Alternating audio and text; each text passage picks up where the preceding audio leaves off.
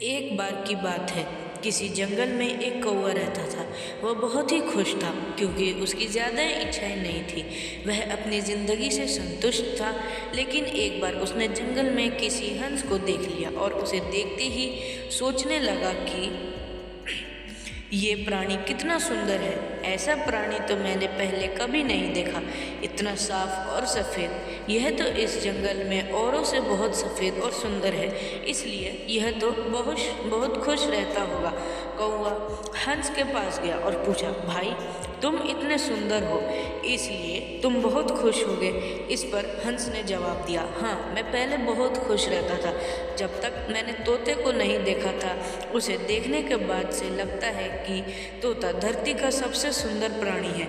हम दोनों के शरीर का तो एक ही रंग है, लेकिन तोते के शरीर पर दो दो रंग है। उसके गले में लाल रंग का घेरा और वह सुर्ख हरे रंग का था।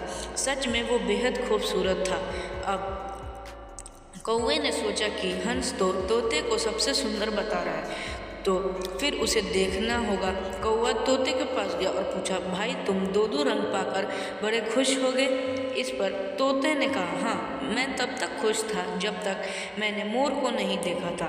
मेरे पास तो दो ही रंग है, लेकिन मोर के शरीर पर तो कई तरह के रंग हैं। अब कौवे ने सोचा, सबसे ज़्यादा खुश कौन है, यह तो मैं पता करके ही रहूँगा, इसलिए अब मोर से मिलना ही पड़ेगा। कौवे ने मोर को जंगल में ढूंढा, लेकिन उसे पूरे जंगल में एक भी मोर नहीं मिला और मोर को ढूंढते ढूंढते वह चिड़ियाघर में पहुंच गया तो देखा मोर को देखने बहुत लोग आए हुए हैं और उसके आसपास अच्छी खासी भीड़ है। सब लोगों के जाने के बाद कौवे ने मोर से पूछा, भाई तुम दुनिया के सबसे सुंदर जीव हो और रंग बिरंगे हो, तुम्हारे साथ लोग फोटो खिंचवा रहे थे, तुम्हें तो बहुत अच्छा लगता होगा और तुम तो दुनिया के सबसे खुश जीव हो।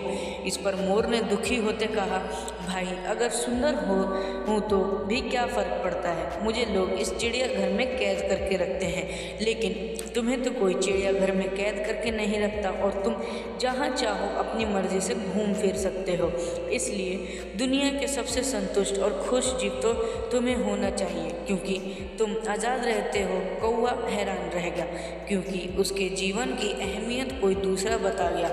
दोस्तों, ऐसे ही हम लोग भी करते हैं, हम अपनी खुशियों और गुणों की तुलना दूसरों से करते हैं। ऐसे लोग जिनका रहन सहन का माहौल हमसे बिल्कुल अलग होता है।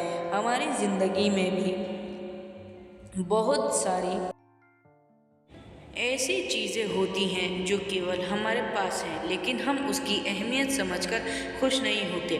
लेकिन दूसरों की छोटी खुशी भी हमें बड़ी लगती है, जबकि हम अपनी बड़ी खुशियों को इग्नोर कर देते हैं।